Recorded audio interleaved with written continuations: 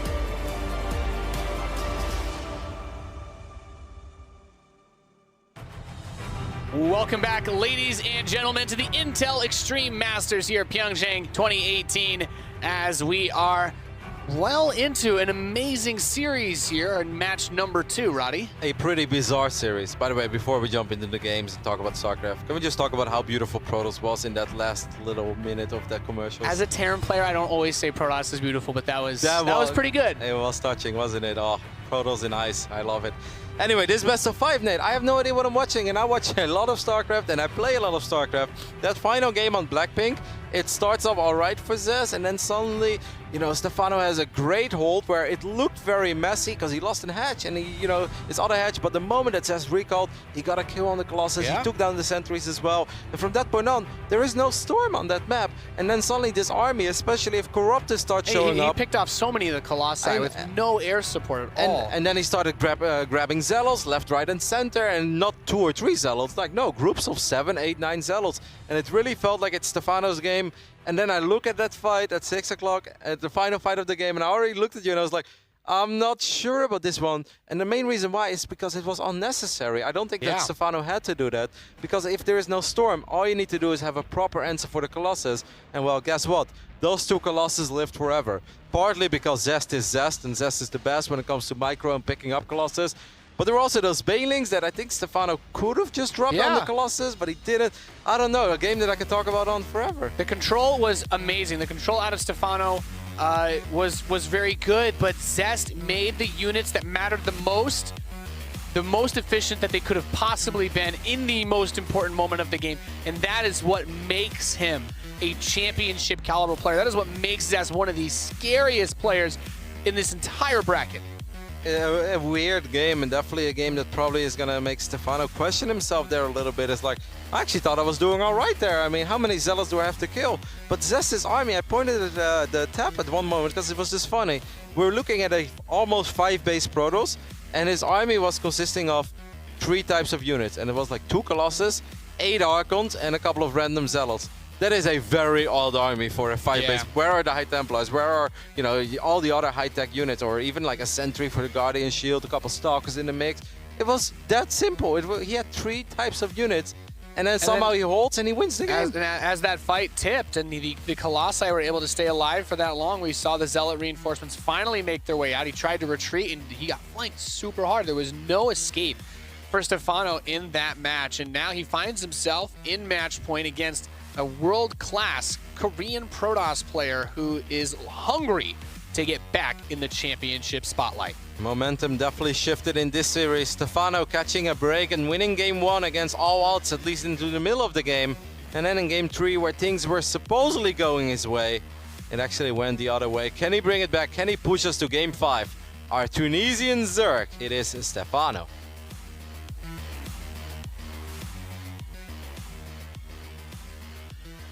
The odds are stacked against him, but he's a man that's known to make those upsets. He's facing off against the Korean Protoss in the red. He's Zest.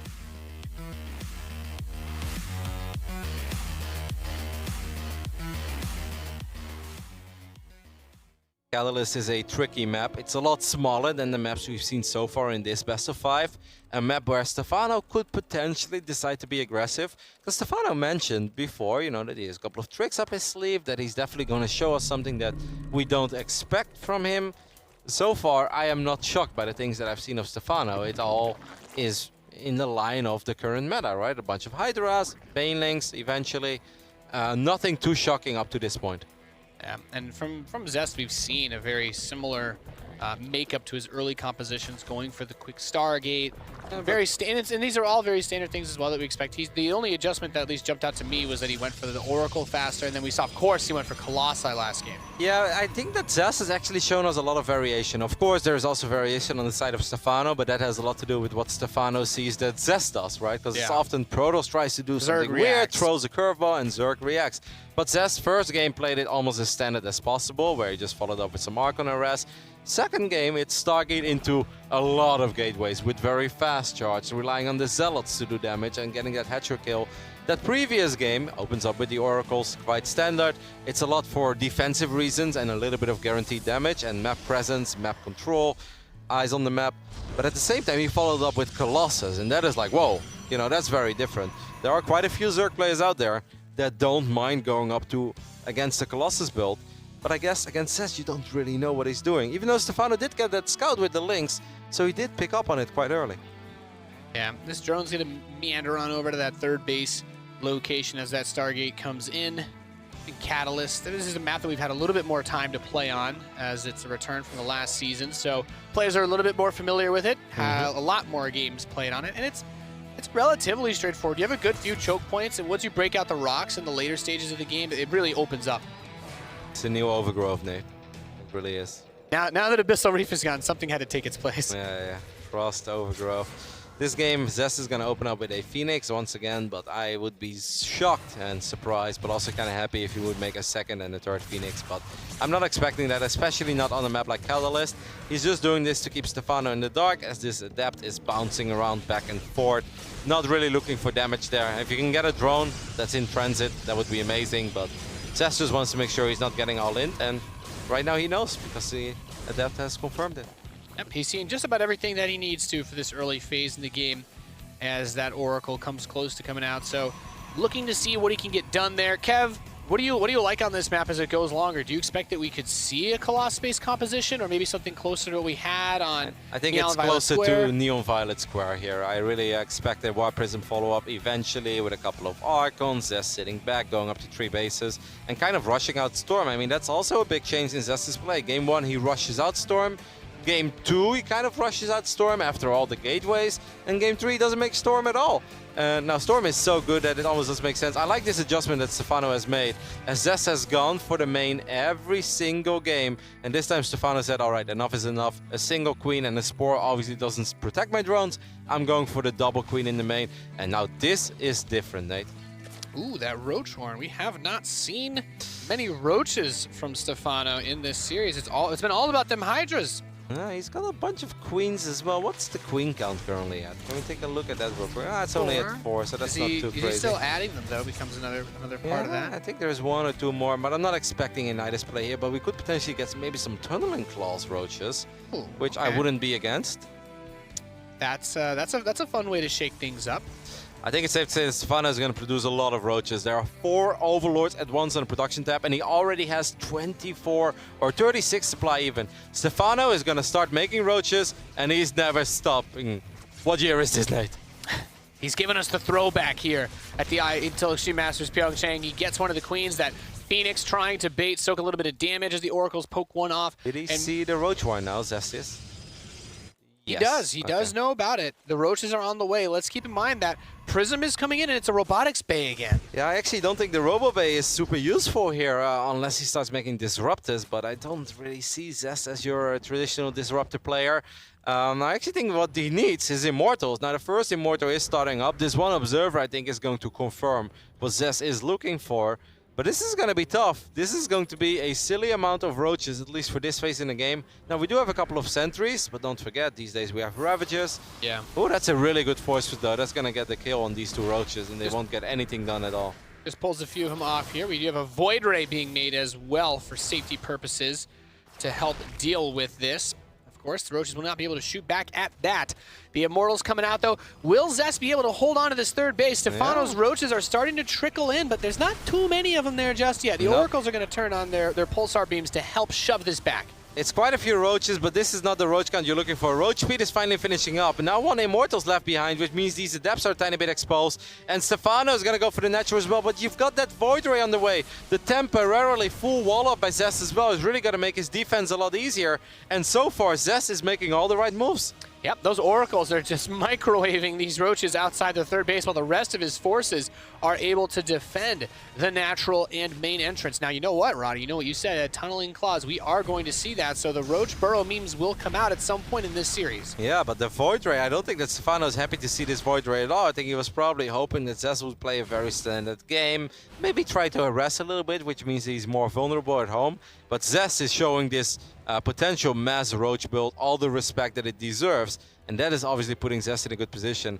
And Stephano is actually looking to transition. He's like, all right, Zest is way too well prepared for me to just continue making roaches right now.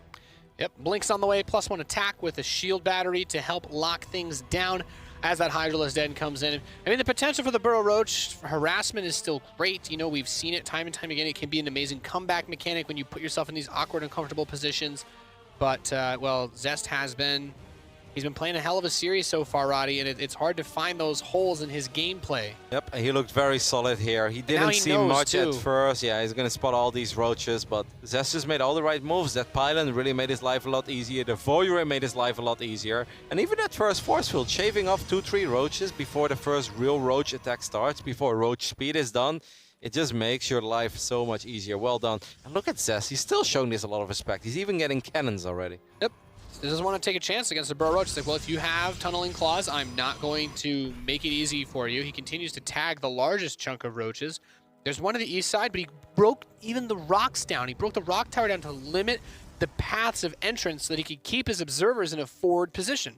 Second Robo on the way as well, so Zest will always be able to make the right amount of Immortals and Colossus that are actually necessary up to this point, because there are Hydras on the way as well, which Zest is aware of. This looks rough for Stephano, it really does, because Zest is set up so strong defensively, and this is starting to look more and more like a Wings of Liberty type of game, where it's a good old Roach, Hydra, and maybe eventually a couple of Corruptors going up against this Protoss Death Ball. Now, the Protoss army is not as strong as it was back then, but these Immortals, Nate, they still don't lie. Yeah. They still got quite the powerful guns there to deal with the roaches, Rotterdam. And with 4 drop overlords on the way. Okay, we're seeing, you know, Stephano is really looking for opportunities to make things happen. But I gotta say, as long as those oracles keep tagging that army, it's gonna be hard to sneak them in to these dropships. I still like this, whether it works or not. Stephano needs to do something different. If nothing happens in this game, 2 minutes from this point on, or even like 70 seconds from this point, Zest has an invincible army. This is almost like a Hail Mary play for Stephano already. He needs to make something happen. The early game did not go the way he wanted. He is getting a Spire now, but that would just take way too long. He needs to find an opening in the defenses of Zest. He needs to make something happen, kill at least 10, 15, 20 probes, and potentially reset the armies a tiny bit as well. Yeah, these oracles come in to harass the northeast base, dropping the Revelation and killing a lot of these drones. The Roaches had a difficult time getting anything done in the bottom left base because that shield battery keeping the photon cannons alive. He made an investment in defense to that base that has paid off amazingly well. And that center position base will be canceled, but as you said, Kev, we're reaching that point where Zest's army is becoming invincible in a head-to-head fight. Now I almost feel that Stephano just poked the bear there, and Zest is like, you want to kill my base? Well, let's fight actually then. Let's do this. Let's settle this. These Stalkers do get a little bit overeager, so a couple Stalkers do fall, but this is not a fight Stephano can take. A lot of his supply is still in those Dropper Lords as well that are heading towards the main base of Zest. But will it be enough? We see the first-person perspective of Zest. This is what he sees. This is his mouse. He is moving everything around, trying to make these choices. You see he's trying to pull the probes away from the roaches that have burrowed inside of his natural expansion while he maneuvers his army towards the northeast position. I just don't think that the army of Stephano is going to be enough here, especially now with all those units on the other side of the map. Now, there are a whole bunch of Ravagers. The Roaches morphed into Ravagers. The Ravagers obviously have more damage. Corrosive Valve could potentially make the difference as well. But as long as this Prism is here, I think Stephano's going to have a tough time surviving. He's just going to keep making those Protoss units rain down upon the Tunisian Zerg player. And as he steps forward, he gets a huge force field off on these Ravagers. He's trying to break the force fields, but at what cost? There's nothing else to actually finish this army off. The Dropper Lords are going to arrive at the center position base, but he's inside the main as well. He's got the Photon Cannon there, and he just cannot stop the army of Zest from advancing forward. More Ravagers are going to be brought out by Stephano. He's looking for some miracle corrosive biles to eviscerate this Protoss assailing army, but I just don't think it's going to be there. The Colossi continue to step forward, and as long as he keeps shaving these units away, they're not units that Stephano can replace. Stephano's tournament life is on the line here, but it really does not seem that this Protoss army is going to be stopped, even though 1 or 2 Immortals perhaps fall and a couple of probes went down, but the Stalker count is way too high. And he's just gonna mop up, cleaning the natural out. GG, Zest defeats Stephano 3-1. Fun series, Nate. Pretty scrappy series on both sides, but I must say that last game, that's the type of play that we normally see from Zest. So rock solid. I felt like Zest made all the correct calls in that final game. It was an amazing game to watch the way that he played. He controlled his units. It was fantastic, just beautifully executed by Zest in that match, handling everything that Stephano threw his way. Well, boys, joining you once again here. Another, not exactly the quickest of series compared to our previous 3-0s that we've had so far. Stephano putting up a bit of a fight at the start. He started off well, at least. I honestly think that game 3 is a real turning point in this series. I feel that game on Blackpink, I kind of felt that should have been Stephano's game. He really handled the multiple attacks excellently. He had a great read, at least I thought, on the game. Great engagement. Somehow that game went into Zest's favor, and I think that kind of broke him. Yeah, it was cool to see the weird interactions, and I think that's the X factor that Stephano brings to the table, even in that first game, being able to find that opportunity to jump on the army, swallow Zest's up whole, even though he looked like he was ahead all game. Yeah, it's bizarre, because game number 1, you really feel there's almost no way, and nothing is going Stephano's way.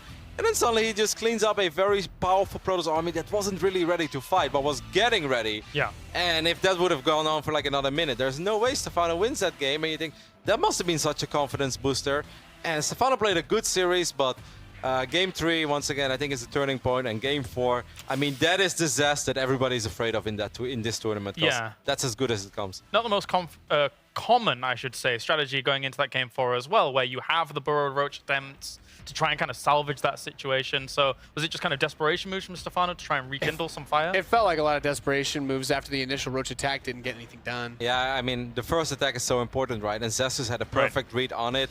I think that perhaps Stephano was hoping for a different reaction, or Stephano was probably hoping for a very active Warp Prism play. Because if Warp Prism is being played and High Templars are being wiped in, that means no defensive Immortals, maybe no Void Rays, and then there is a good chance that Stephano defends at home and does damage on the other side of the map. But Zest, so good, so quick. He's like, nope, I know what's happening. I don't care what happens on your side of the map right now. Yeah. You're doing damage to yourself. I'm just going to defend, and he did it marvelously. What do you make of the prospects of Zest coming through this tournament now, and that he's made the round of 8? I think he reminds everybody of why he is the scariest, or one of the scariest players here. For me, it's awesome to see him come in and show that strength. He didn't have to do anything super fancy. He just played his A game, and he played it very well. All right, well, thank you very much, gentlemen, as we are ready to head over to our victor, as Zest moves on 3-1.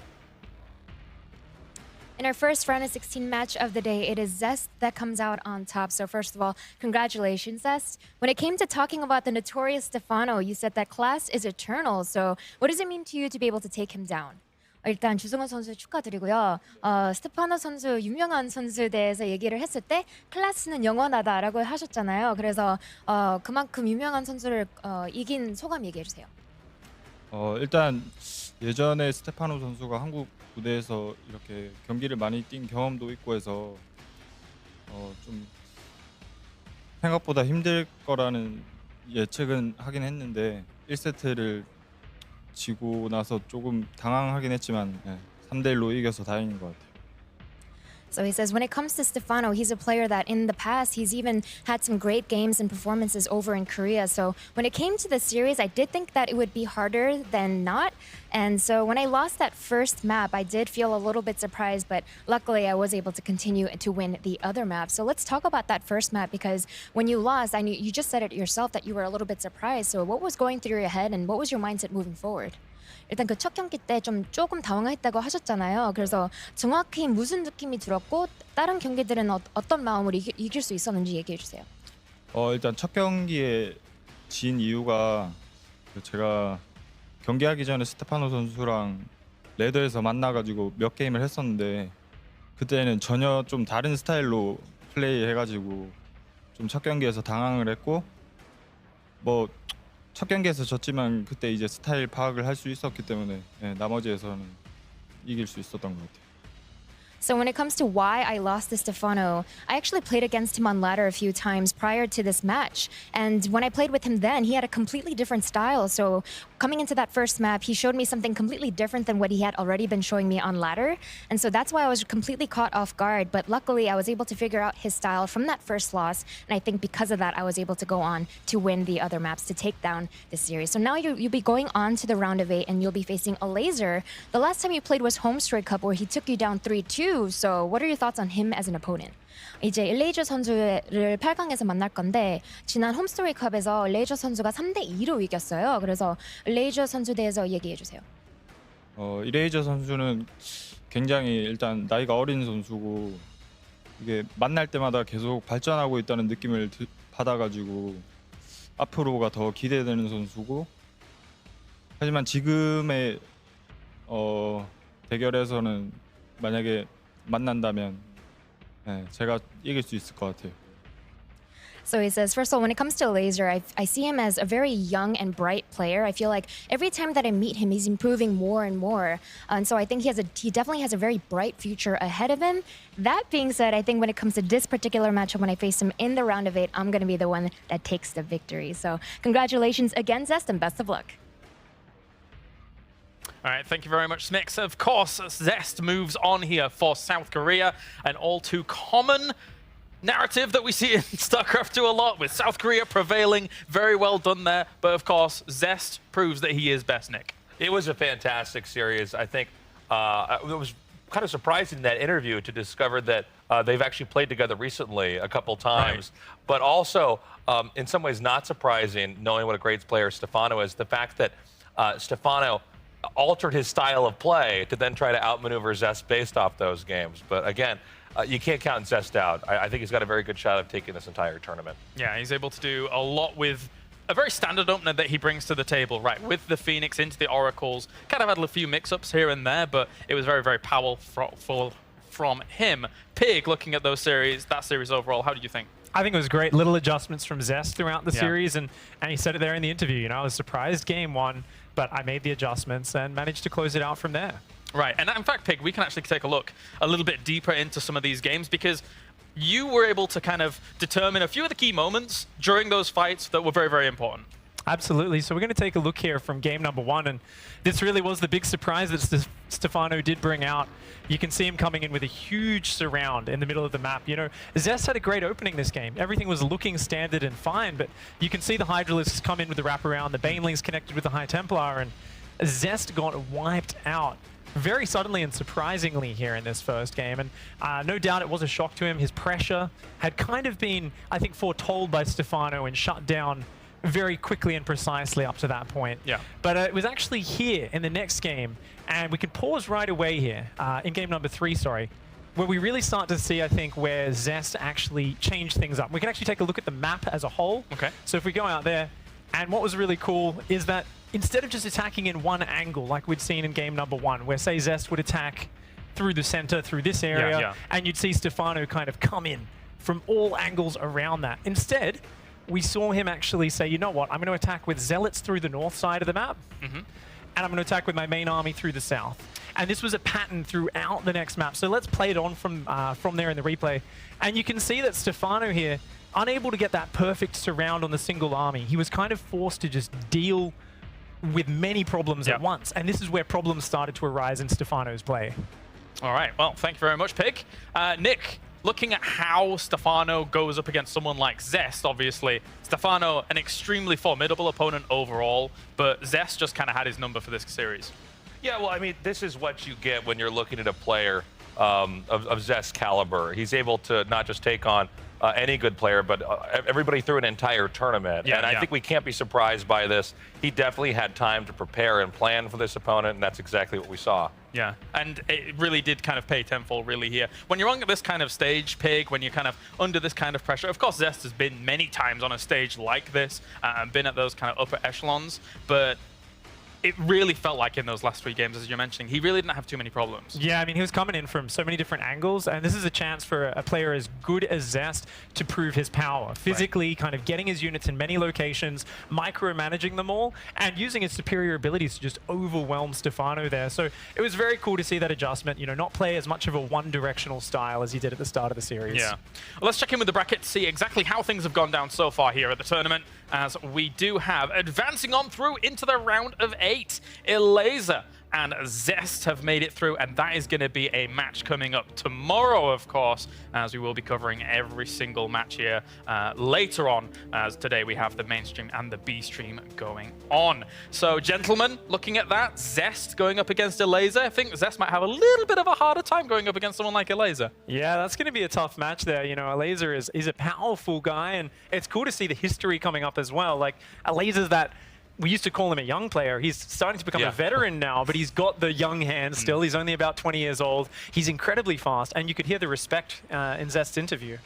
Yeah, absolutely. I think Elaser, even though we were just talking about what a great player Stephano was, a player not being a Korean, but still a super dominant force globally, I think Elaser, though, is on another level, and he's a more modernized top-tier international player. So that one, I think, as well, could be a toss-up.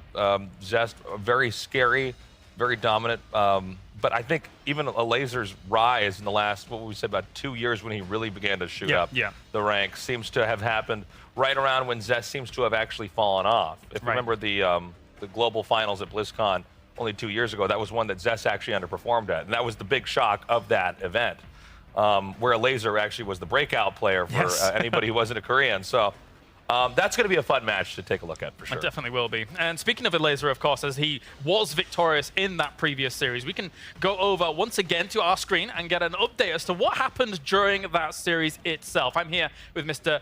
Johan Todd Merlo. Hello for joining us here. So what actually went down in that B stream? A bit of a beat down, to be honest. These two, let's pause right there. Here, actually, I'm going to talk about this fight in a second. But these two went up against one another recently over in Leipzig for the WCS, and that was a 3-2 victory for Elaser, who I would say most of the time should be a big favorite against Nice. That came here into fruition. We see him here hitting a 7 minutes timing with quite a bit more army supply than Nice, and for Nice to have a chance, if we could go back just a little bit, actually, because we see Elaser coming in from 2 angles here, and I really want to point out the brilliance with which it did that. Let's just pause it right there. So we see Elaser coming in from the left-hand side here and the right-hand side there. So he's going to come in from these 2 angles and together attack into this main army here of his opponents. So for Nice to have a good chance here, he needs to move down there and use force field everywhere here. On this side and on this side, to make sure that the Zerg army, mostly the Banelings, don't run into this army and blow it up. So we can play it from there, and you'll see that he actually starts missing some of these force fields. Like, he lands the first 2 properly, but then he's afraid that there is one missing, so he uses one on the left-hand side. But then on the right-hand side, Banelings get through right there, and they're just going to crash into this army and basically blow up everything. I mean, even if he had the right force fields, it would have been hard, but with these lackluster force fields that he had, there was no way here for him to be able to win. Then we go into game 2. Elaser with a massive timing once again around the 9th minute, doubled the army supply. It's perfect as well because he went for a lot of Hydralisks to counter the Phoenix into Colossus, but he made Ravagers to break the force field. So he just kind of break through these force fields, jumps on top of the army, and Nice just doesn't have enough to hold on here. So he will be broken quite easily once again. And I think going into game 3 here, Nice had enough. It wasn't the time to be nice anymore. He just went for a 6 gateway War Prism attack, for which Elaser, he almost laughed in the face of that attack, Elaser. He just made a ton of units. He had enough the whole time. He had enough roaches. He kited properly, and he got the easy win here that he was looking for. Right. Do you think someone like Elaser, having dealt with so many really strong European Protosses, is well equipped to deal with someone like Nice, who comes from an arguably weaker region? Yeah, and also I will argue that Nice, he does better when he plays very, very aggressive, which he did recently against Elaser, like I mentioned, just a week ago in Germany, and he wasn't successful then. He was a 3-2, but I think he figured that Elaser would have learned too much from that series, so he chose to play a little bit more standard this time around. That didn't pay off at all. Oh well, Elaser moving on into the round of 8. Thank you very much, Todd, for that update, as we are ready to go to a break now, and when we return, more action from the Intel Extreme Masters, PyeongChang.